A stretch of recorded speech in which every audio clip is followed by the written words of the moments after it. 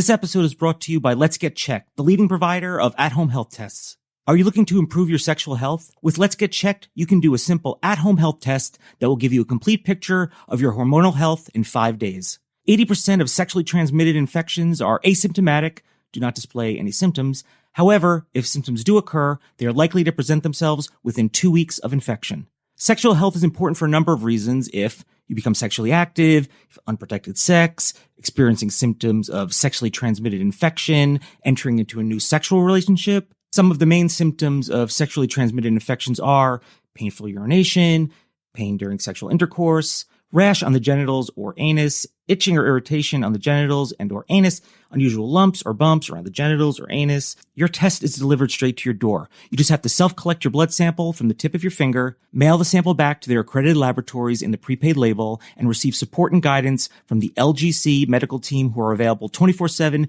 to offer you the personalized advice you need to know your hormonal health. This week, Let'sGetChecked.com wants to invite you to join their community. You can get 20% off with their discount code GHOST20. That's Let'sGetChecked.com, discount code GHOST20. It's good to know.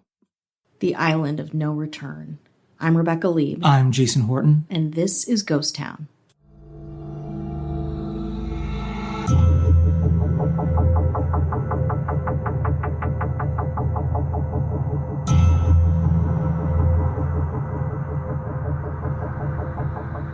This was a journey American missionary John Chow was warned against taking. The island was off limits to protect outsiders and the tribe, which has no immunity to modern diseases. This morning, investigators are trying to figure out who else might have been involved in that fatal mission. Today, this remote island in the Indian Ocean is the focus of an investigation. Where is American missionary John Chow's body? John Allen Chow was an American missionary who tried to convert the Sentinelese indigenous uncontacted tribe located in North Sentinel Island in the Indian Ocean. This one, I'm going to have to preface immediately. Yeah. I don't want to make this about disparaging religion. Okay. Which is a very easy go-to with this story. Sure.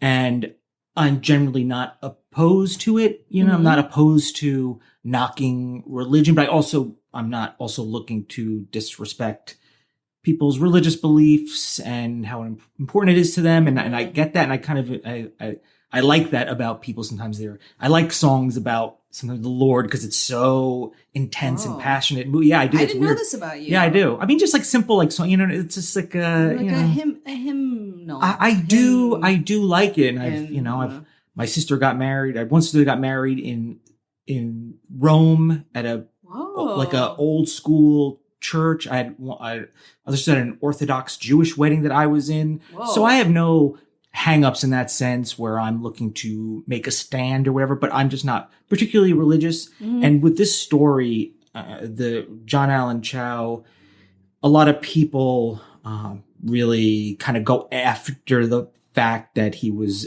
very intense religiously in his pursuit as a mission. Okay. So I don't want that to be the thing because I'm reading a lot of things and a lot of conversation. And to me, that's almost a moot point. Okay. Just putting that out there. Okay. Just throwing that out there. You're very diplomatic. I like that about you. It's called being a sellout. Okay. Yeah, that's what we call it. It's the middle of the road. Fair enough. I mean, I think that I'm sure there's some element. I mean, religion is a complicated thing. I don't think we have probably a lot of like super observant people who listen to this podcast. And if you do, very cool. In case we do, I like the preface of like, oh, maybe we shift our focus and not put so much onto that element. It's also it's very easy for me to do. Mm-hmm. You see, religion is bad. Look what religion made you do. Mm-hmm. I don't want that to be the issue because there's other issues for me involved and I don't take any pleasure. It's not like I told you so. It's like low hanging fruit. It is. It's low hanging fruit. Okay. And I told you so. We're complicated and sophisticated and we don't ever take low hanging fruit. Never, ever, ever. True crime. Yeah. Murder. Okay. Okay. So Chow was from Vancouver. He was Pentecostal. Ooh, the Couve. A Pentecost from the Couve. There's a lot of maybe I can't speak to his church, but speaking in tongues Yeah. is something that happens there. It's very intense. Yeah, evangelical. I am dating a former Pentecostal and dated one in grad school, and their services are intense. I'd be interested in, I mean, we've talked about Yeah. doing things like going to a satanic temple, Church of Satan, or maybe a Pentecostal or something just to experience. And I've been to many churches. I've been to usually of the Christian or Jewish faith, because those are big ones. Those are big ones. Those are hits. Those are top, big top box religions. store of religion. Yeah, but Pentecostal also, like a lot of the United States it's very it's got a very strong culture around it too. Once you're in it, I think it's and the history is very, very interesting, and it's important to to talk about history when you talk about society and culture. It is important. He had help with a group called All Nations, which I guess looked into him a little bit. They set up missions, I guess, seemingly the Christian, I'm assuming the Christian side of, and met some really great Mormon missions when I lived in San Diego, and they were great. Sister Joan, it was like Sister Jones, and I don't know if that was really Sister Jones and like Sister Smith, and they were like super cool. We came over, we hung out, we had just moved there. We were like, they brought over pie, we hung out in Thanksgiving. It was very cool. They never pushed religion on us. That's sweet. And it was a very cool, positive thing. And still, I still have the same kind of views and stuff like that. But I was like, listen, you're not pushing anything on me. I'm not pushing anything on you. Yeah. And we're all going to get along. It was pie. Great. It was honestly, great. And there was pie. That's the takeaway from this. This tribe, this island, has been a no-fly zone for a very long time. That's important. First point of business. It is illegal. It is illegal to go approach the island, interact. I think it's like a 3 mile, kind of like a 3 mile kind of no-fly zone once you get in there. People have tried to make contact with them and it has not gone well mostly. It doesn't go very well. They do not speak any known language that we know. Some linguists have kind of tried to piece a couple of things together, but there's no known language. They they're indigenous. That's their place, and they've had their own language and they have their own communication, and it's nothing. You couldn't even convey a message like, here's a Bible. Yeah. Jesus will save you. So there's so many things wrong with this. The message is leave these people alone. And John Chow did not do this. Not into it. His intense desire to save these people, right? They're savages that need to be saved.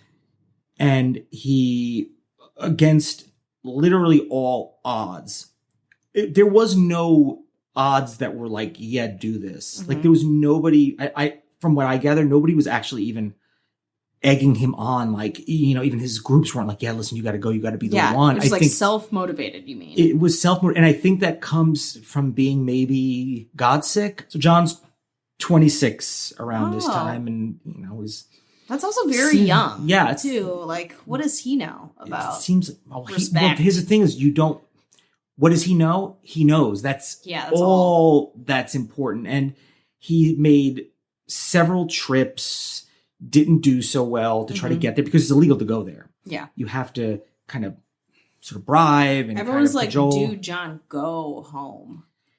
And I'm sure there's other, missions that could probably use your help and your enthusiasm. And that kind of motivation, like take that motivation, bring it to people who would welcome it. Well, it's like that mountain, like, oh, nobody has climbed that mountain and survived. What are you going to do? He's like, well, I had just had this something inside me to do this. Sure. And this is that thing, whatever that thing is, against all odds. Also, it's not good to introduce your Western antibodies, your Western health into this tribe of people that have never interacted with anyone but them, for the most part. There's a couple of little brief things, but for the most part, for thousands of years. That's also a very selfish thing. Now, I know he actually, took a lot of shots. He did his own quarantine, but that's still talking about quarantine. This is why I kind of working this in there. So it was his own quarantine, which he did do. It's not like he just was just going to barrel in there. So he was doing his due diligence, except for the fact that it's very dangerous to go there. He made many attempts, and they shoot arrows at you immediately. Yeah. Because they don't know what they probably have seen people coming over the years. And since 1956, the government of India declared the island a tribal reserve and no travel. By law. Like, the law is like, do not go here. Do not disturb these people. They have their own ecosystem and culture and language and whole world going on. The thing is like, they are savages and they need to be saved. Mm-hmm. They say there's anywhere between maybe 80 to 150 of them. Maybe over the years, they did different censuses, but there's no way to tell. Yeah. You can't get close enough to take pictures. And if you were to fly a helicopter over, they're all going to run. Yeah. Not going to like that. So it's really hard to get an accurate amount, but based on the size of the island, and it's right next to India. It's like this kind of long island. And in 1991, an Indian anthropological group actually did connect with them and give them coconuts. And that seemed to go well. On November 7th, Chow, he got a bunch of fishermen that he knew. Mm-hmm. He bribed them, and he said just to leave without him. The fishermen later this dude claimed that they saw them dragging his body, and the next day they saw his body on the shore. Whoa. What actually happened officially is murder. How, why, what? It's an assumption that's probably true. Yeah. And the police ended up arresting the fishermen for helping him do that. Well, he paid him a lot of money. I don't know where the money comes from. Yeah. And I don't know what is a lot of money, but they pay them, and he's like, yeah, I'll bring you. It's like a movie. You watch a movie. It's like, this boatman will bring you. The police were like, well, what are we going to do? Arrest them? We can't communicate with them. Yeah. How do we convey information? And that's a lot of the problems that came with John Chow trying. He must have been told by God every single night. It's like, hey, man, get to that island, TikTok. Mm-hmm. It must have been driving him. And, I appreciate enthusiasm. I don't really believe in forcing your religion on people, saving them. If they want to come to you, or if you're like, hey, you want to check this out? Fine. It's whatever. I'm sure it works for a lot of people. But to go someplace for thousands of years, it's just like leave. It's arrogant. It's like, it is a lot of that. It's a lot of Of course, the ego of, again, I don't think this is I wouldn't blame this on religion, honestly, because there's lots of people who are very devoutly religious who don't do that. Obviously. Exactly. Yeah.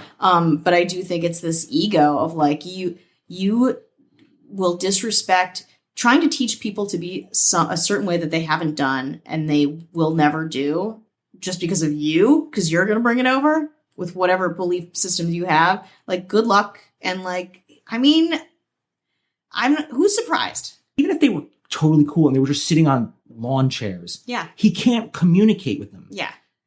So how are you going to convey showing them a Bible? Mm-hmm. There's one anecdote where they actually shot the Bible with an arrow. Like, get out of here. More literal than that. Like, it's just we don't want you here. Get out of here. Yeah. There's just no way to communicate with these people. And the police, they were trying to get the body to bring back what they could of the body. And eventually they gave up.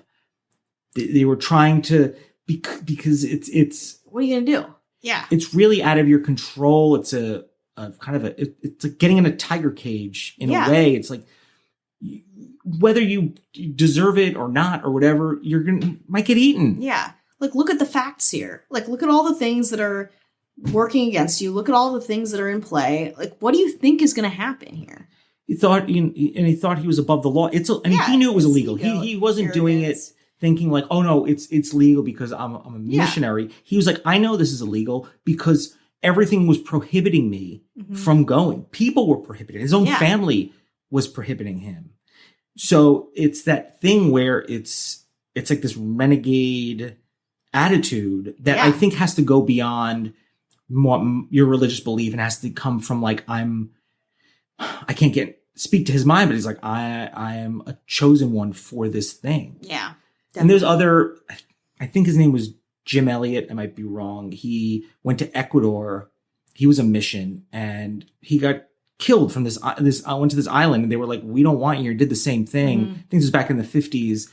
And he, kind of wanted to emulate that. It's like, well, he ended up, I don't know, because if you think it's 2018, this is very recent. Yeah. This is, so you have technologies on your side in that sense to be able to communicate with other people to get you there. But to these people, there's no Google Translate to get the message across. No, this guy's his own worst enemy. He tried to learn, I think, some language. There's no languages to learn and there's no repercussions because they don't know, oh, yeah, we're doing murder right now. Yeah. The word murder doesn't exist. This culture is stronger than your conviction. Exactly. That's probably the best way to sum it up. And thank you. Would you like to hear some passages from his journal? Yeah. Yes. Lord, is this island Satan's last stronghold where none have heard or even had the chance to hear your name? The Satan's last stronghold is a kind of a popular through line. This was Satan's last stronghold. There's a stronghold right here, this table. You come into my home then. Yeah. Felt like this was the last place on earth that hasn't been. There's got to be. I'm sure there's other places that are. Again, it's just like this guy is misinformed, like tunnel vision. I'm going to go to a GQ article real quick. Two dark-skinned men, wearing little, if anything, ran out into the beach, shouting in a language spoken by no one on earth beside their tribe. They clutched bows, though they hadn't strung arrows onto them yet. From his kayak, Chow yelled in English, "My name is John. I love you. Jesus loves you. Jesus Christ gave me the authority to come to you." That's the thing. When you go there and you're saying it, we've traveled. Yeah. Fortunately, you can speak English in a lot of countries and they they don't mind my dumb idiot self being there because they know I'm a dumb idiot. But you can know every single language,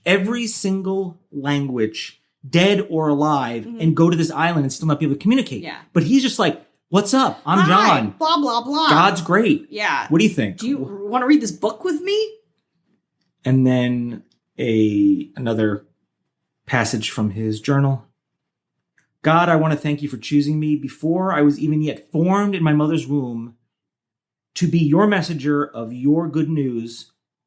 May your kingdom, your rule and reign come now to North Sentinel Island.